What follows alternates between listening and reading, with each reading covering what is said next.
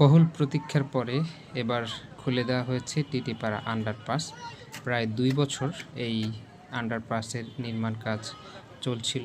ফলে এই ২ বছর পুরো রাস্তাটা বন্ধ ছিল। মুগদা, মানিকনগর, তারপরে বাসাবো এসব অঞ্চলের মানুষের যাতায়াতের ক্ষেত্রে খুবই প্রতিবন্ধকতার সৃষ্টি হতো, কিংবা ১ থেকে ১.৫ ঘন্টা লাগতো শুধুমাত্র এই জায়গাটুকু পার হওয়ার জন্য বা মতিঝিল যাওয়ার জন্য।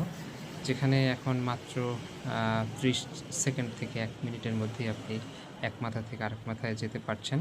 অর্থাৎ মতিঝিল খুব সহজেই যাতায়াত করতে পারছেন।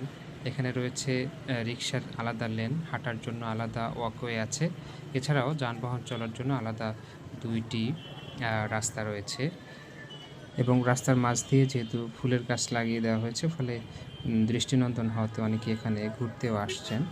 মুগদা, মানিকনগরবাসীর জন্য এটা অবশ্যই একটা সুসংবাদ।